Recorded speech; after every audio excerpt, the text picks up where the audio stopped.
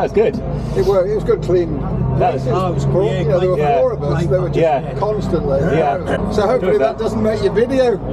Well, it might do now because it's on still. I'm not saying anything. Turn off.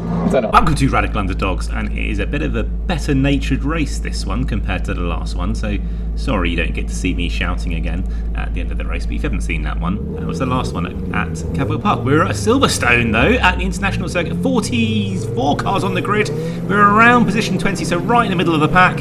Lights are on and they're off, and we are going in this 15 minute race and the BRSCC Clubman MX-5 Championship. Not a bad start actually, that's 42 Ben Hoy we've got past, 848, that's Matt Crozier alongside us. Past number 79 as well, that's quite a good start given where we started. But cars, it's a wide track here at Silverstone, so there is space to fight, and going down into Village for the first time, lots of different lines you can take here. It's cars side by side, but the exit of the link section and Beckett's, this is the international version of Silverstone, so we're kind of cutting off the circuit here, so we're down onto the hangar straight. That exit out of Beckett's is absolutely essential to make sure that you are getting a decent run down this straight, because if you get that wrong, you're losing time all the way down this straight. You can see cars, we were fighting cars as we went through Village in the link section. They've got away. Matt's going alongside us. We're going to go side by side as we go through Stowe.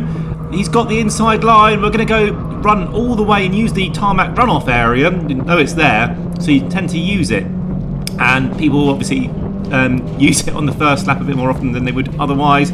Still side by side with Matt as we go into Club. We're still side by side. We're going to use, there is actually runoff on the exit. He's leaving us loads of room on the exit there, so we are racing cleanly, still side by side as we go down the start finish straight, and we've finally kept that position. So a really nice kind of series of corners there, just shows that you can stick side by side in these cars for quite a few corners when you're racing against the right person. A bit wide down in the first corner at Abbey.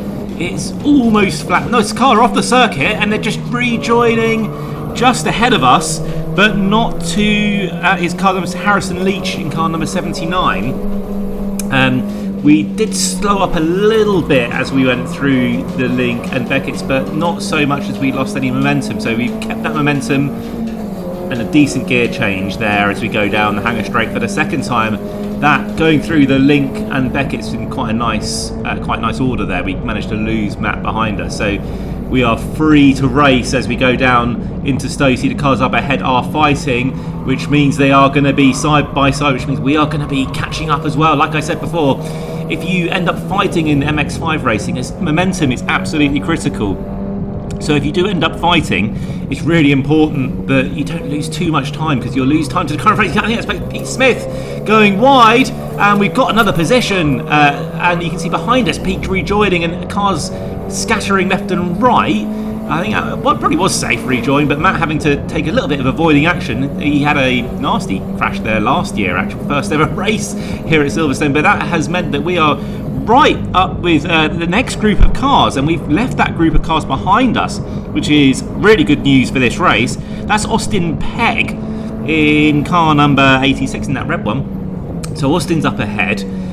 We are going to try and follow him and keep with this group, because you can see right up almost to the front of the field here. I don't think we've quite got to the front of the field, and Jake Pace, Paul Simard and Jordan Pimley are at the front of this race. I don't think we can quite see them at the front here, but on this straight you can almost see the front of the race, so actually it's really critical to try and keep with this group of cars, trying to keep in that slipstream. It's a little bit far back really, a little bit in no man's land, which means we'll lose to the cars in front, and if the cars behind aren't fighting, they probably are fighting, they're going to be catching up, because they'll be bump drafting down the straights, and that has a huge benefit both to the car in front and the car behind.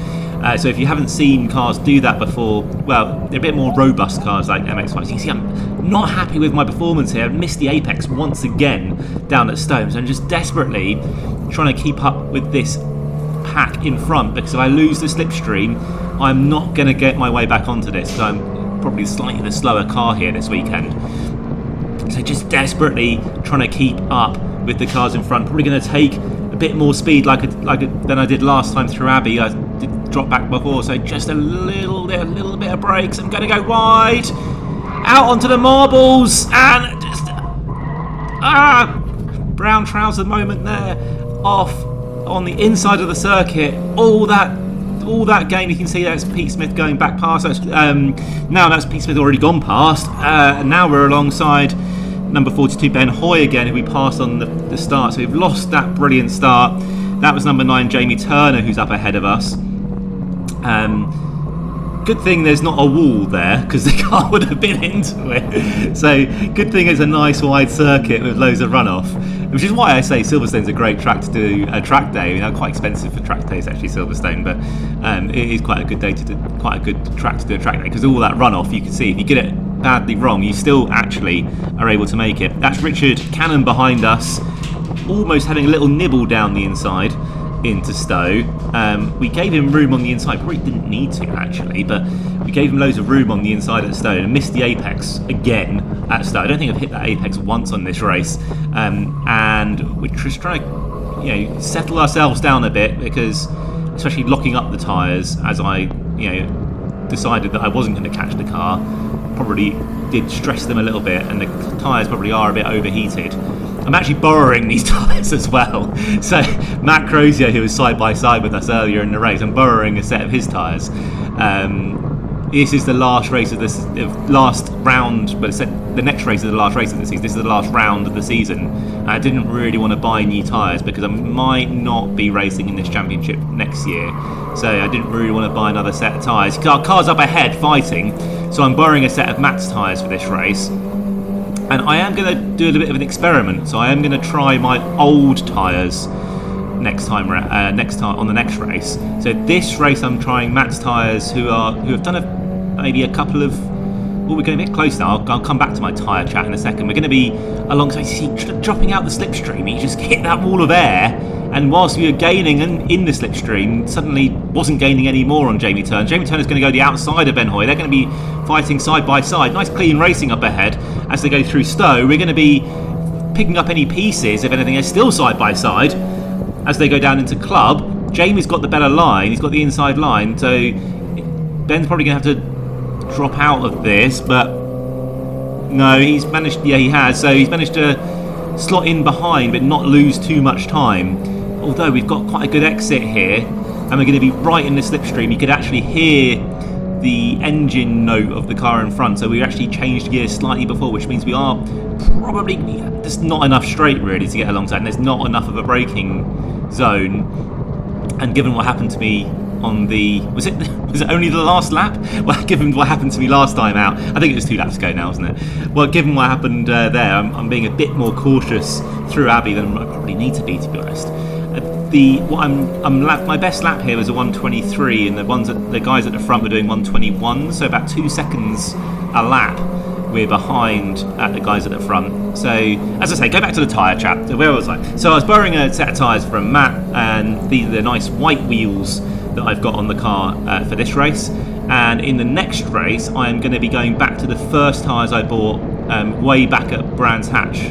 I think that was the first race of the season. Anyway, the first race I did of the season, I used these tyres for a couple of rounds, and they started going off, and I switched to a new set of tyres, a different tyre shaver. So I'm going to try these back to back. Not really a fair comparison, because my ones are nearly a year old. They've sat on the trailer, mostly covered, but still they've had a bit of solar degradation, and obviously they've been through a few rounds, so it's not really a fair comparison. Oh, off circuit here, there's a lot of pressure from behind actually. That was Nick Ledoyne in the orange car, who's right behind us as well. You can see he's getting close. He's got really good on the brakes down at Stowe, so he was really lining up a few moves. You could see wiggling as almost out too wide again on the marbles. So that was number 9 Jamie Turner in that purple car up ahead. He was just about catching that little wiggle as we went through Abbey. Cars behind are fighting too, which is helping me because that means they're not putting me under pressure. As I say, this corner is critical. There's a yellow flag briefly there on that light panel, but that seems to have gone away. Oh, there's the reason for it. There's a car parked on the side of the road there, but there's green flags. I'm just saying to Jamie there, just the international sign for let's just keep going, because I didn't really want to bump. I was going to bump draft him, but then we were kind of getting really close to the braking zone. I didn't really want to bump draft him into the braking zone, so I just lifted a little bit, and I just didn't really have the overspeed to get side by side. And again, I'm not really going to fight him here again, because I probably didn't have the overspeed to get properly alongside, and we just lost loads of time if I was just diving down the inside. So what I'm trying to do here is just, with this group of 3, trying to get up away from the cars behind, because I could see, especially on that last lap, Nick is getting quite close now, and he is definitely good on the brakes down at Stowe. So just trying to get away from him down the Hangar Straight. So if I can get this group of 3 driving away a bit, then the car pulling off to the side of the circuit there. Not sure exactly who that might be. Harrison Leach in car 79. We saw him earlier. He's obviously had some problems. He's pulling off to the side. Maybe that was him. He doesn't finish. I know he doesn't finish the race. It all happened a bit quickly there. There's also another car pulled off to the side last time when we were going around this corner. I don't know if they're still there. They're not actually. That car's, so obviously maybe they got going again. So the flags have gone away, which means we are free to race through that link section, although not many passes done there. Getting really close now to Jamie Turner. But right behind us, Nick Ledoyd is seeing and being a bit conservative, and he just flies down the inside. Absolutely miles back, but you can see, absolutely hits the apex for Stowe. You're not going to see a better pass than that down at Stowe. Granted, I was being a bit conservative, but full credit to Nick there for just seeing the opportunity down at Stowe, just seeing he was a lot faster and being able to nail that braking zone and get the car stopped. Nothing, completely in control, but actually, for some reason, his left-handers aren't as good as that right-hander. That right-hander was awesome. Maybe his car is like an ovals setup or something. It's set up to go right. But there, that right down at Stowe was great, but he wasn't so good down the left, down when we went down into Club for that last time. So that has meant that we're now under pressure. And Peter Williams as well is now behind us. Peter's really picked up the pace this year, and he's definitely in the mix for these positions, which is, we're kind of mid-pack now. So as I say, there's 44 cars in this race, and we're around position 18, 19 at the moment. Not as good as earlier in the year, and this is kind of why I'm doing this tyre testing, really, because I think I'm definitely losing a bit of time on the tyres, and if I had more money, I'd buy more tyres and maybe do more testing. But I don't have more money, so I haven't bought more tyres and I haven't done more testing. That's the racing driver excuse. But also, missing the apex every single time at Stowe is not massively helping lap times either. So, swings and roundabouts. Nick again proving he's great down at Stowe, but then a bit rubbish down at Club. So he was definitely getting away at Stowe, but we're definitely catching up through Club. So it's kind of like a to and fro. We just need to make, but it's not very useful for me because there's not really a passing place down at Abbey unless you've got that massive overspeed, and especially when there's not a yellow flag. Yeah, a yellow flag at this point is, because it's a difficult one, because, and I think it is for the car on the inside there, which is well off the racing line. But a waved yellow down at Abbey, it's a very high speed corner and you don't have a huge amount of visibility. So Nick's gone wide and we're going to be side by side. As I said, we don't really do the passes down into Beckett's, but we are going to have to here. We're side by side. He's covered that off. He's given us space down the inside, but that has given us a little bit of an extra benefit because he was out of shape as we went through Beckett, so not the optimum line. But he did manage to, he's going defensive already, as you can see down the Hangar Straight. And we're catching in the slipstream a little bit far back, but if we can do the same as Nick did, but you just know he's mega on the brakes down into Stowe, but we can follow him in and follow that line. And again, missing the apex again, but not quite as bad as I have done previously. We know he's not great down into this last set of corners, but mind you, behind us got Peter Williams as well, so we've got to keep Peter behind us and we've got to try and get past Nick because we're losing touch with Jamie Turner, that purple car overhead. They're driving away a bit, so that was my fear is coming true. And across the line, I think is that the last lap board? It might be the last lap board that has come out. So we've got to do it this lap. If we're not going to do it, we're not going to do it at all. We're right behind him. We're not going to make it through Abbey. But as I say, it's very high speed, not much braking. Maybe we can put the pressure down through farm. We're going to be alongside as we go down into village. And yes, we're all the way through. Peter Williams as well. And we've gone back to the racing line, which means Nick's down the inside. And the cars are swapping all over the place behind us. I don't know who's behind us now. That's Peter Williams, I think. And there's another car in the mix as well, which I can't exactly see who it is behind us. But there's 4 cars swapping positions. We're at the front of that train. Have we got enough of a gap? Because normally you don't want to be the front of a train of cars down the Hanger Straight. Because that is exactly where the aerodynamics of a brick that the MX-5 has leads to problems. You can see 3 cars wide almost behind us. We know Nick's mega on the brakes. He proves it once again down the inside. He's ahead of 2 cars. It's Richard Cannon as well in the mix behind us. But all that fighting behind us means we might be home and dry as long as we nail these last couple of corners. You can see the amount of gap that fighting is drawing out behind us. So there's no way we're catching those cars up ahead, because we would have been in that train had we not lost the position earlier. But that is down to the last corner, and I think we're pretty much home and dry now. So that is a wrap for this race. That is position 18. So that's 18th position, 2 up from where we started. Could have been a lot better. Bit disappointing. That bit where I almost lost it ended up still facing the right way, but lost several positions and many seconds. And that was the defining feature of this race. What this race could have been, I suppose. Anyway, you can see maybe hear what I thought of that, which was kind of okay. Could have been better, I said.